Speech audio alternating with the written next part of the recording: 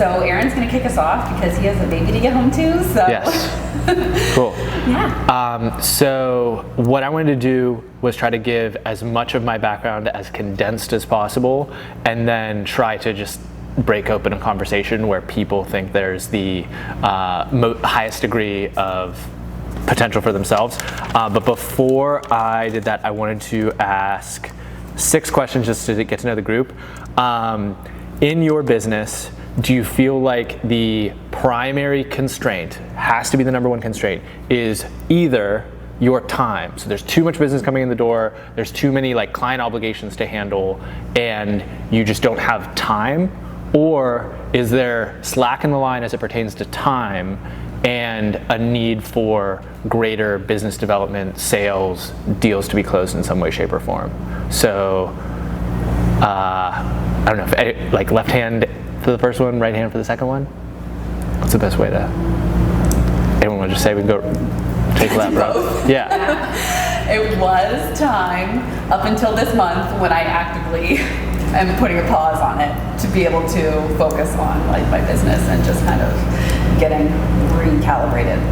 Got it. We are booming. Yeah. I made a conscious effort over the past 2 years when I had time to explore a bunch of new things, but we are also hanging on by our fingernails to keep everyone going in the right place at the right time. But I also recognize that that's why I'm here, is to continue business development techniques, learn new things, and because that may not last forever. And I got to keep up with all you crazy kids, but Cool. My business is super seasonal, so like last year half of my business happened in the months of October and November. So like in October and November it's time, and then like, you know, on like the spring side of things, you know, it's or like late winter, spring, because I'm a family photographer, so everyone wants Christmas card photos. Got it. But you know, I'm trying to get more leads for like to get more newborn and like family sessions and like off months, essentially spring and summer. Got it. Okay. I'm pretty booked right now because I do social media marketing. So I have like contract like interns that I have brought on, but it's mainly me. So I have a lot going on, which is really good.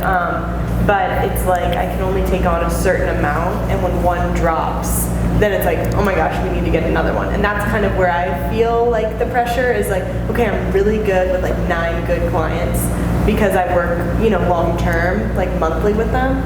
But if 1 or 2 drop in a month, then I'm like, ooh, like how do I get another one right away? So, yeah, it's tough, but it's also like I'm in a good spot right now, but it's scary for when. So, every single year, so my company Piper has been in business for 4.5 years, and Hannah and I have raised our prices, I want to say a half dozen times, and that has not only been the thing that has allowed us to hire people, we're starting our 6th person on Monday, but that is the number one solution to the time question, is creating the higher prices that either allow you to service fewer clients with the same top line, or hire the more people to give yourself the time. And we are in an environment where, I'm not trying to turn it like an economic lecture, but inflation is here in a considerable way, and we live in an environment where the products tend to have the greatest permission to inflate their prices, as evidenced by,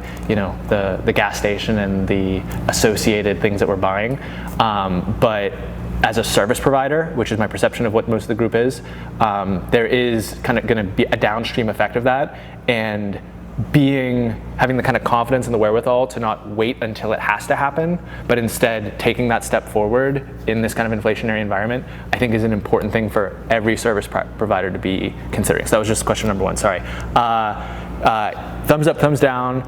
Does your business have 10 Google reviews? Oh, get that done. Have you posted 10 or more TikToks and Instagram Reels to your account? I know you have, I saw yours. Almost? Okay, gotta get there. Do you have a YouTube channel? Yes. 1, nice.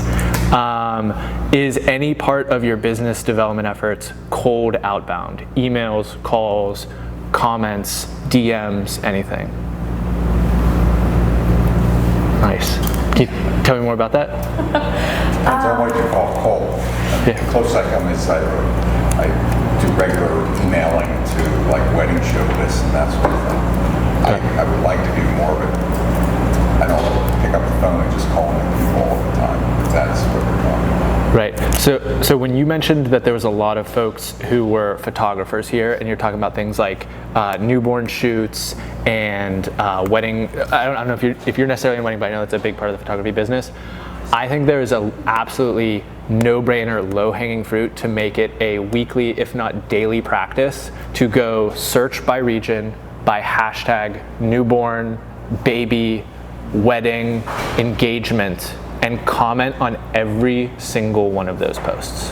I think in the same way that, asking existing clients to make sure you have Google reviews, raising your prices, one of the other absolute no-brainer takeaways is to comment on every single one of whoever your ideal client is, their posts, and then if, my perception is there's a lot of like content creation going on here. If you have the nice photos on your Instagram page of your examples of that work, it kind of speaks for itself. You don't have to be like, hey, just so you know, I'm the person that you should pay money to when you want a picture of your baby. That's weird, right? But, the vast majority of people don't get 6 comments on a post, and unless it's like the one post where everyone, like 1,000 people say congrats, right? In which case, the likelihood that you will get traffic to your Instagram page, maybe your web page, and then he can tell you how to convert those people is going to be really impactful. And then the last question that I had was, do you have a clear articulation of your ideal client? And if you do, would you be willing to share it in the small group? I could go first. Because Kate, I hired her to like redo my logo and website and everything, and we like fleshed out. My ideal client's name is Sarah. Like we have her all painted out. My ideal client is a female business owner who is between the age of like 30 and 40, who's established and has like her business nailed down and is very overwhelmed and needs help with social media because she can't handle it herself. Not saying I don't work with men, I do, but like ideal, because I'm Right. a woman. I can relate better to women-owned businesses. But super well established and just can't handle doing her social media herself. Got it.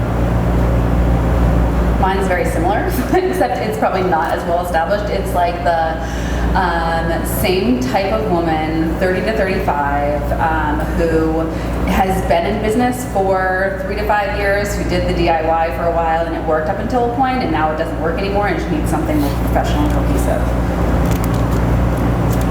I can't say. I've always been somewhat mystified by that. I guess I've always been more approached volume, and our customers come from a wide demographic range of ages and backgrounds and income and such. So could you define ideal client, although it sounds obvious? I mean, is there some general description of what I should be looking for? So if you've been in the game for a while and you could look back at the last 10 years and let's say you've had 100 clients over those 10 years. I know I'm just using easy numbers. If you were to pick out the 15 that were the best margin, that you were the most excited to work with again if they came to you, that was the lowest stress, that was paying your full price and maybe not some sort of discounted rate, who are those 15 people? Because life probably gets better if you have more of those 15 and less of whoever the bottom 15 are. So in our case, we serve small and medium-sized B2B service providers, ideally. We've had Fortune 500 clients, we've had brand new startups as clients, but the best clients for us are in that range. They probably have a marketing manager in place, but that marketing manager isn't necessarily skilled or adapted to using cameras like that, getting a content strategy together, knowing how to optimize a piece of content for TikTok, Instagram Reels, YouTube, LinkedIn, and we come in and basically have deliverables wrapped in strategy that they're able to plug and play into their existing marketing plan. Yeah, mine is usually women, probably about like 28 to 40, oftentimes on their first child, but definitely with young kids. Very few shoots where anyone's over the age of 8 even.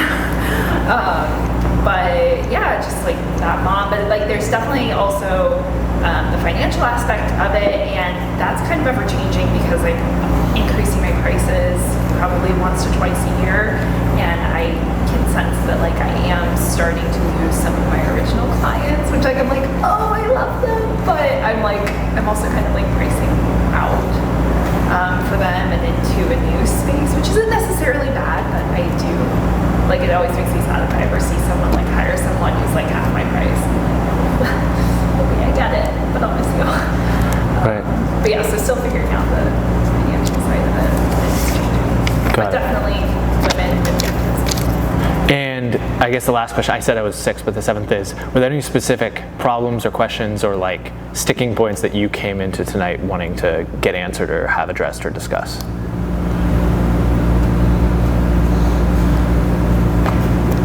Just ideas. Okay. Or any tips and tricks that you have regarding video at all, because I don't know that world whatsoever. Got it. Okay, so we will get to that. I'll try to do my spiel about myself as briefly as possible because in a small group environment like this, it's painful to talk about oneself for too long. So I'm the co-founder of Piper. I co-founded with Hannah 4.5 years ago. Is that right? Am I getting my time wrong? Okay, 4.5 years ago. Prior to that, my first job out of school was in financial services. So that is literally pick up the phone, smile, dial till the cows come home. Then moved into a VP of sales for a software company where we were doing massive mail merges, which if you don't know what that is where you, either find or buy or search for a list of characters, entities, your ideal client in some way, shape, or form, and send bulk email campaigns to them, trying to get inbound and then close them all the way through a sales cycle, owning that from start to finish.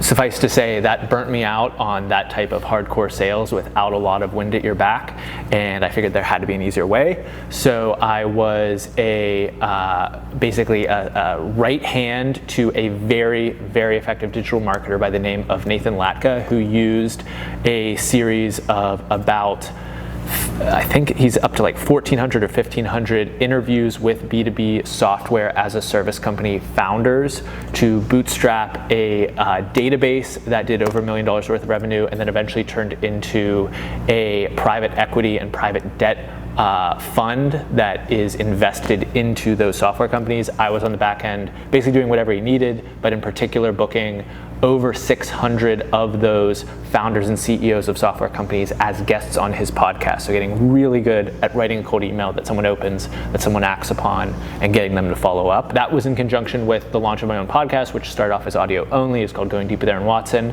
I've since gone on to interview... Back that up. What's it called? Going Deep with Aaron Watson. Okay. That has been downloaded over 1 million times, has involved hundreds of interviews with executives, founders, investors of all different shapes and sizes, hundreds of which located here in the city of Pittsburgh. And that gave birth to an event called the Going Deep Summit that hundreds of people have attended. That is a kind of TED style type of event with speakers and the types of characters that go to a TED event, going to that event, meeting with one another, and being the community organizer behind that. When I first announced that event, some of the old heads in the Pittsburgh startup community kind of patted me on the shoulder and said, hey kid, if no one shows up, don't beat yourself up about it. And I proved them wrong by getting hundreds of people to show up. That was proof positive that I had a capacity through audience building and organic content on these platforms that I referenced earlier in this talk to get people to act in some way, shape, or form. That was the pitch to Hannah. We're gonna start a company that basically helps people, we called it documentary as a service at a time, but create serialized content, which is kind of a consistent presence on these platforms that matter, be that creative infrastructure for them if they don't know how to do so, and didn't have much more of a plan from that. From that point in time, we've scaled to, as I mentioned, 6 team members starting on Monday, hundreds of thousands of dollars in annual revenue, and a medley of methods for reaching these clients that we serve. But one of the most important pieces of that is that there is no dedicated salesperson or sales function outside of me in the organization. So the way we've stacked our first 5 team members is me, Hannah, and 3 creatives. So what we're exclusively focused on is building the capacity to deliver the creative works that our clients hire us for, and subsidizing competitive pricing by them basically coming through inbound leads, usually driven by the content that we are producing on our own channels, so that there isn't some commission that immediately has to go to some salesperson and the associated benefits that come from that. Over the course of my career, in addition to the cold calling, the mass emailing, and the organic content, we have started to experiment with LinkedIn ads, but the people at Bounteous are probably a little bit better talking about like ad spend than me, so I'm not going to spend a ton of time there. But I also think that there is this kind of line to be threaded that I referenced earlier in the talk about either direct DMs or public commenting on your ideal client once they are identified, to get on their radar in a thoughtful way. Talked about the podcast, Piper, booked guests, finance. So yeah, there were a couple things that I thought that I could talk about that would help people. I think that photographers need to be posting to LinkedIn. That was another one of the questions that I had, that if you are not posting to LinkedIn regularly and you have real creative chops, particularly in photography, the way that I've always, and Hannah doesn't always take this advice, so it's frustrating to me, and I'm kind of directing this at her, is, I've been on Instagram forever, and it's a video, it's not video, but it's photos of like some guy who's like the world's best BMX biker doing a flip off of like a cliff with like the perfect sunlight like coming across the thing, and you're like, how could I possibly compete with that, right? Huge advantage to have like gorgeous babies and other things that people love. But if you take the exact same skill set that would put you at best in the top quartile of Instagram, trust me when I say, even now in 2022, it would put you in the top decile, if not percentile, of LinkedIn content. And are people scrolling LinkedIn? Yes. Not me, I didn't know people were. Yes. I did. Yes. Now, people are headed back to the office, so there was a gap in this. But prior to the pandemic, and certainly now as people are back in the office around one another, it is the most socially acceptable social media network to be scrolling. So if I'm sitting at my desk scrolling Instagram, it's like, oh, Aaron's not working. Yeah. But if I'm scrolling my list on LinkedIn, particularly for anyone in sales, particularly for an executive, I could be researching the competition. I could be researching the new hire. Do you post on LinkedIn in the same way you would post on Instagram? So it's never exactly the same, right? Social media, there's going to be a nuance to each one of these platforms. But the framework that we have for trying to figure out how to do that is to first consume. So you need to just spend a little bit more time on LinkedIn than you already are. Then focus on commenting and curating. So not necessarily trying to like make the original post right off the bat, but commenting thoughtfully on your target demo to whatever it is that they're posting. If they share an article, reply to that article. If they're sharing a win from the company, congratulate them on the win for that company, and then curating the things that you're finding interesting that seem relevant to the platform where you're consuming it. So this is for anything basically, and then getting to the actual creation there. Now it should be easier for the folks with the creative skill set, because once again, the vast majority of the people on the platform don't have that as the core skill set, and they're not being gifted a full editing suite like creators on TikTok are. They're not being gifted a library of photo filters like they are on Instagram. So the baseline creative tools that they're being given are substantially lower, and the fundamental skill sets that they have are substantially lower. And so spending the time there, and also recognizing that on balance, and LinkedIn is great about sharing this data, the average income, the average spending power and budget of someone on LinkedIn is greater than all the other platforms, because anyone can just put whatever BS they want in their bio of an Instagram profile, but on LinkedIn, you have network verified titles and data, which is why we like the ad product a lot. So if I say I'm the CFO of software company ABC, I can't get away very long with saying that if it's not true, right? Like if I say CEO of PNC Bank on my LinkedIn, that wouldn't really work anywhere. But if I said that on LinkedIn, it literally would be like, no, that's Bill Demchak. Like, what are you talking about, bro? So there is a ton of potential there. It was crazy in 2018. We got our Fortune 500 client by literally posting one video clip from a podcast that I did and got a meeting, closed it in a 20-minute meeting just off of that piece of content. It's not as crazy as it was, but it is still a substantial opportunity, particularly if you have real creative chops, because it's just not as impressive there. TikTok Reels, YouTube Shorts. So most of us, if I remember correctly, are sub 10 TikToks, right? So Starting to do, I realize that that's where the action is. So I'm doing more, but I'm probably not at 10 yet. So you're completely right that the action's there, but the other important thing to recognize is that YouTube Shorts and Instagram Reels are more or less complete product copies of TikTok. Given its growth, they're trying to each seed some of that growth for themselves. And so learning that format, even if you aren't convinced that TikTok is the format that, or the platform that you want to be on for whatever reason, knowing that format will translate into greater YouTube success. I believe that 5 of our top six performing YouTube pieces of media from the last month are YouTube Shorts, not full-length YouTube videos. Instagram Reels, I'm just not as strong on Instagram as other platforms. But even on LinkedIn, we are seeing more vertical style video because it's being consumed on a mobile device relative to what we're seeing on what we've been seeing in the past. So Do you post the same thing on YouTube, Instagram, and TikTok? So there is a slight nuance just because of the brand associated with the channels that we're developing there. But as a starting point, if you can produce something in Adobe, if you can produce something, Instagram's going to detract if it's clearly been exported, pulled out of TikTok, and uploaded there. They're not going to give that as much performance. But if you can get into a video editing suite and cut something together and just get it uploaded on all those platforms, it has the potential to perform on any of those. Well, I've seen, we have over 550 videos on my YouTube channel. Yeah. Recently, I know from the stats, people are watching them about a minute. So I've been cutting down, what I'm posting and then reusing that. Now the reels are like a minute, right? And they're vertically formatted, that's the key. Right, and, but TikTok, to me it just seems, I can't see myself on TikTok.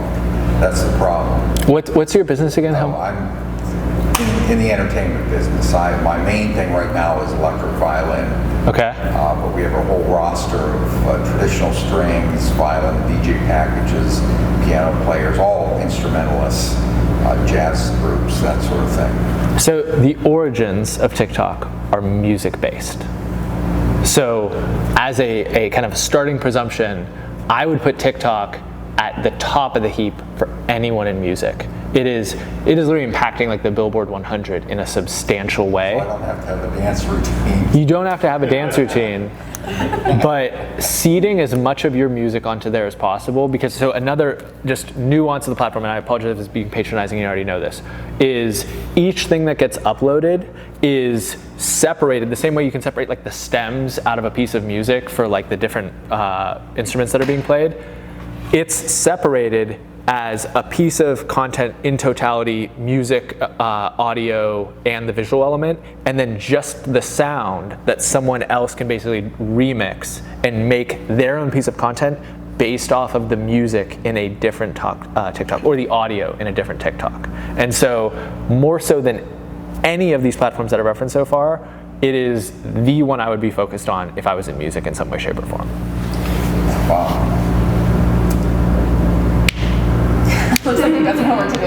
Yeah. It's not easy. Another flag Yeah. to deal with. But- I do know that now that I guess all of YouTube seems to, under 1 minute, they just make it a short. And I get more action Yep. shorts. And that's been the thing that I don't understand why, I'll search a particular song by a string quartet that some client wants, and they'll have 25,000 or 150,000 views. And mine are getting, dozens or hundreds, or I have a couple that are probably 20,000, but they've been on a long time. So that has been mystifying me, why, some groups are getting all these views and mine are just kind of... What's your thumbnail strategy for YouTube? Yeah, I have a guy who's been kind of beating me up about that. He did put the thumbnail and wanted to put I guess a placard or whatever up front for some kind of consistency, which I never really bought into myself. My thumbnail is just whatever one of the three that looks the best. So I mean that's one of the answers. That's not the only answer to the question, but there are only two things that matter on YouTube: click-through rate and average view duration. So click-through rate is the percentage out of 100 people, when they come across that panel that represents your video, decide to click. So the best video on the planet, if it had a 0% click-through rate, will not get views. So YouTube is very, very transparent about all that data. I'm sure you can look at every single one of your videos and see what the click-through rate is, but if you're not making a distinct piece of media for that, it is going to have relatively poor performance compared to the exact same video with a better thumbnail, but even a worse video with a better thumbnail is likely to get better views because of click-through rate. Average view duration is kind of just a proxy for the quality of the video itself. So if a video leads to someone immediately dropping off, and YouTube is also fantastic where they'll show you, you've probably seen how long people kind of stick through. That's mostly going to be up to the quality of the music and what other production value you put into it there. But if you've got the good music, if you've got the videos up there, 550 of them, and it's not performing, I would look at the thumbnail, and then associated with that is the title of the video as a way to potentially increase click-through rate when you're inevitably, if you've been around for a while, you're getting suggested on those side panels for next video to view. That has to be one of the priorities. Well, on the other hand, I don't need 1 million views from people who would never buy what I'm selling. Right. So if I have 1,000 views and it's people who are actually, potential clients, that's more valuable than 1 million views from people who, are just watching for fun. So we did put together a strategy. He was going to put together, work on 10 videos and do everything that he recommended, some of which you already mentioned, but then wedding season hit and that went out the window. So I wouldn't say consistency is the solution though. So I think that's a common mistake that people make with thumbnails. Consistency of posting or consistency of the thumbnails. Okay. So that's like the same phenomena as people that want every image on their Instagram to look the same. Like if someone came, the aesthetic of every single post. It's the same type of instinct where they want consistency because that's their conception of what a brand identity is. And I'm not saying that's not important, but the most important thing for a YouTube thumbnail isn't that when someone comes to your channel, everything looks the same, because the vast, vast majority of people are not coming to your channel. The vast, vast majority of people are coming across the thing that you're uploading to YouTube on that panel, competing with 10 other channels, most of which probably are investing in their thumbnails, most of which probably are spending time thinking about what title would get someone to click and not my song number 3, right? That's your internal way that you think about it or catalog it, not what would get someone to click and give this thing a chance. So I would just say, if you're going to make that investment or make that consideration, the thumbnail and the title being created for whoever this prospective wedding planner or newlywed might be. And then YouTube Shorts, because YouTube Shorts have more virality, they have more auto suggestion happening where they're just being elevated, like you're saying, it's performing better. Seeing that as your top of the funnel, where if someone's watched 5 of my YouTube Shorts, I can't prove this, but intuitively I can kind of sense from the algorithm.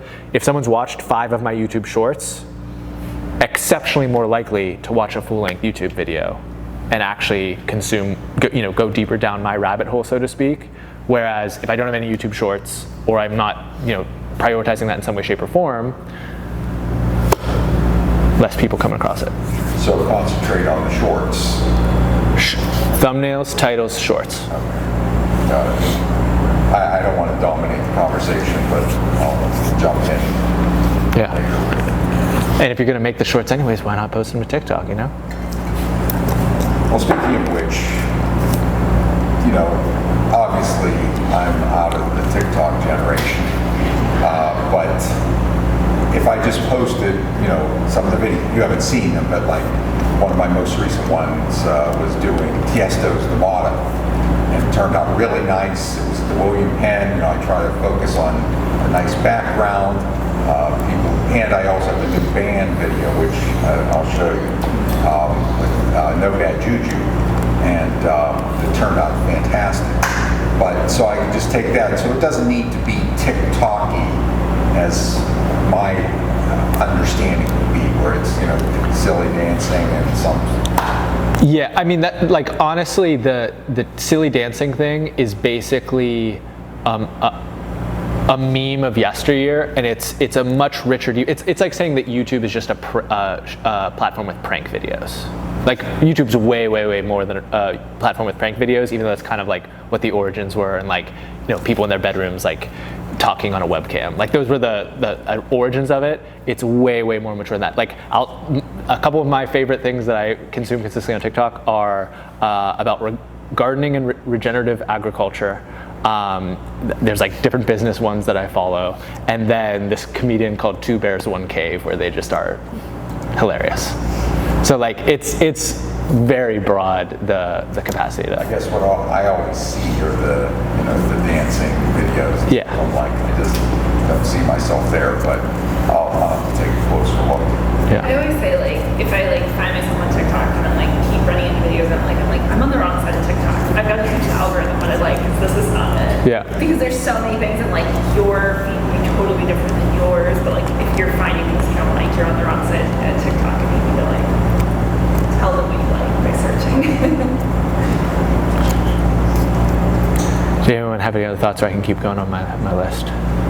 As part of closing, one of the other rules of sales is that speed is essential. So I was curious if there was any sharing that could be done on the front of, if we're trying to close more business, how long does it take from when someone reaches out to you to when they get their pricing or their proposal or their quote, or they have the opportunity to pay you money? Because shortening that will almost assuredly lead to more business coming in. Is that something that has been given consideration in your respective businesses? Yeah, absolutely. The non-wedding wire used the stat that you have a 9 times better chance of getting the gig if you respond in 5 minutes. Yeah. Sometimes I can, but it's rare. But I do make that a priority. It doesn't always happen. And my sense of it is when I keep hearing back, hey, thanks for the quick response, there's 10 other people that didn't respond yet. What is it? 90% of success is just showing up or something. Like literally show up promptly, and that's going to differentiate you. So I want to make sure that was on the list. Referability. So we talked about reviews. Seems like most people have reviews. The other 2 levers for referability, getting more of these ideal clients, if you have the ideal client and you're serving them in some way, shape, or form, how often are you talking to that person about other people like that person that you could serve? But 2 levers that I really love is, number 1, could you right now speak to the tentpole piece of content in addition to your website that you would hand that person if they wanted to refer you? The thing that quickly summarizes who you are, what you're about, what your service is, and how you can help them in the briefest period of possible. Do you have that? And if not, why not? No, it's a really great idea. Wait, like a verbal one? I just feel like people can. I think it could be any format. So if we're a photographer, is there a 30-second TikTok of your just best 17 photos? It's like, hi, I take photos of families. I love it. Here are some of my favorite ones. I hope we can work together. Bam, bam, bam, bam, bam, bam, bam, bam, bam. Holy snap, 60 seconds. I just completely took a step forward on my buying journey with you. I feel like I just use my Instagram in general, because it is my most recent portfolio TikTok account. This is not knocked out. I think that that's a decent start. I don't know exactly what the link in bio is and how good the copy is on the profile and so on and so forth. But if someone wanted the one link to share, that was the closer. It was like I created a really thin clone of myself and I showed up on their phone to sell, knowing that I have sub 60 seconds. What clone would I want to send? Is that your Instagram page, or is it something where I have direct eye contact with you and say, I know that I can help you with a series of YouTube videos that can take your business to the next level? Which one do you think is more likely to close someone? And it's not being like creepy, but like there's basic biological functions there where yes, photos, beautiful, lovely. But okay, do I have a feel for who this person is? If this, if a person's like this, then it's like, actually, I'm not going to work with that person because they're a weirdo, right? Like that's, you get to basically take off the table some of the cues that someone has when they're making a buying decision, which is basically, I don't want to make a mistake. I don't want to hire someone who's loco. I don't want to hire someone who's disheveled. I don't want to hire someone who's completely out there, which means you're going to have that in your head and then you're going to be super harsh on yourself and you're never going to actually ship the thing. But if you can just say in a balanced tone, look, I've helped dozens of couples, dozens of wedding planners have their music problems completely taken care of. They have a fantastic time. Everyone says, man, that string quartet was the absolute bee's knees. I'm happy to help you do the same at your next event. I feel good. I feel like I might do that for my wedding, right? You just take the stress of the buying decision down because it's not fun. It's not fun. I mean, maybe for other people it's fun to plan a wedding. That sounds like the most stressful thing in the history of the plan. I've planned events, right? Take the pressure down on whatever the buying. Is this person going to mess up the photos for my kid? Is this person going to mess up my social media and say something scandalous? No. Look, I represent a dozen brands. I handle all the comments that come in. I handle regular posting, and I'm happy to do the same for you. I just exhaled. I feel like I'm in good hands, right? So have that tentpole piece of content. It does not need to be overly produced. That helps. A little pizzazz helps. But if your friend wants to refer you, do they have what they need to do that? Do they feel like if they just share your Instagram link, that's enough? Or could you just say, hey, if you're ever thinking of referring me, I created this little clip and this is the perfect thing to share with them? That's kind of an implicit way. I'm not saying, hey, give me referrals, but hey, I know that we've worked together in the past. You gave me that great Google review. Just so you know, we created this as a little way to kind of intro ourselves when we get referrals. So if you decide to do that in the future, please use this one. Bookmark it. Super, that's not intense across the sign on the line that's dotted right now, right? That's not what that is. That's completely low stress. And then we talked about pace of close, referability, and then using your pricing to that end. So the beauty of raising pricing I talked about at the beginning is if you raise your prices, then you have all this wiggle room to either discount for the clients that you love and you're sad that they're moving on, or hey, this is my baseline price, but if you pay it all, if you pay 100% in advance, I don't know what your payment terms are for how your service works, but we usually do 50 up front, 50 upon completion, just to make sure that incentives are aligned. Hey, if you pay all of it up front, here's a discount. Hey, if you review us on this platform and this platform, here's a discount. Hey, if you refer a friend, here's a credit towards the next time you want to work with us.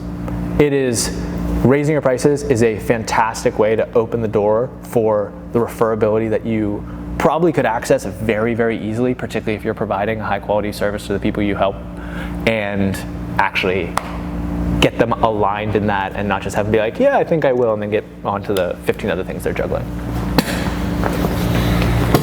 Wow. So this tentpole concept, you're saying do a video and then send it out to all, I have a mailing list of all my corporate clients, wedding planners, that sort of thing, and another list of all my past wedding clients. Yeah. Say, hey, we can use some help, and then post it on several platforms. For example, my latest elevator pitch, or catchphrase is, music is my superpower. We make people sing and dance, laugh and cry, remember and forget. That's good. And what could I use with that? Or would it need some music clips? Would it need more explanation of the specific things we do? So I always see content like this dial, right? Like if we wanted to, we could go hire, Michael Bay to create a feature film about this if we had the budget to, right? And that would be maybe the ideal, maybe not Michael Bay, but some super director, Christopher Nolan, the idealized version of the absolute upper echelon of what it could be. If you don't have it, then do a selfie video on your phone and have it. If you have that, then the next level up is to maybe record that with a proper mic and camera. Maybe the next level from that is to cut in 5 clips of you guys in action, or maybe some of the B-roll of this thing that you've already shot that's already beautiful. You referenced Motto. yeah, like the 5 different types of music that might be appealing to the different demographics that you serve. And now I have a very concise, I have clarity on, okay, seems like a decent person to work with. Man, they have a lot of tools in their tool belt for variability. The next level up from that is if you do have someone willing to give an absolutely, knock it out of the park testimonial. And you can just keep ratcheting it up until someone's like, why wouldn't I? They have Michael Bay producing their brand video. I like Michael Bay. I think he's slept on. Musicians call me and say, hey, can you get me gigs? And first thing I ask is, do you have any video? And they go, no. There you go. Well, I have my senior recital playing the Shostakovich concerto. I'm like, nobody wants that. Yeah. Do you have a smartphone? Yeah. Well, you have all the technology you need to shoot some videos. Yeah. That's what sells. People want to see what it is. So, and that's why I've learned over the years trying to make things look better, sound better, shorten them up, tighten them up. So I like that. And to me, there's like an element of makeup tutorials that I think every other like form of media or every other type of business should understand, which is like the basic acknowledgement at the start of like the seismic change in makeup was, instead of like perfectly idealized, stylized shoots for Revlon or CoverGirl or whoever, it was like, hey, I have no makeup on, here we go. And it was just authentic and real, right? In that same sense, like for the musician, it was like, hey, I'm about to play some music, but just so you know, I show up on time and I do the job. Or whatever like the actual like core concerns are someone has when they hire the musician. It's like, hey, I play good songs and I show up on time and I'm at a fair price. Here we go. Like, obviously I'm not a musician, so what happened there? But like that core concern that you probably understand is, so like if someone's developing a website for me, my big concern is, will you do it in a timely manner? Like, will this be something that drags out into 6 months, or can you, look at the laugh right there. Oh my God. That's the pain point. So literally, I think every web designer doesn't need to talk about like the nuance, and I guess I'm starting to step on your thing a little bit, but it's like, hey, we're gonna get it done, we're gonna help you convert more business, and we're gonna do it on time.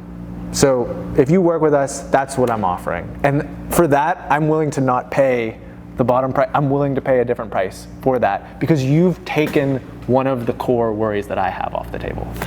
Hey, when I come to Fulton Commons, like, we're actually gonna be around, and if you need something, I'm gonna help you. Like, that wasn't explicitly what Erwin said, but that's, if I was pitching Fulton Commons, in addition to the beauty of the space and all the other things going on, it's like, Erwin's actually here and he cares about the people who are here. In past co-working spaces, that has not been the case. So, you know what to look for. Take those concerns off the table. I feel like I've been going a while and I feel really bad. No, Yes. Good. It's very, Thank you so much. That was such a wealth of knowledge. You just dropped on all of us.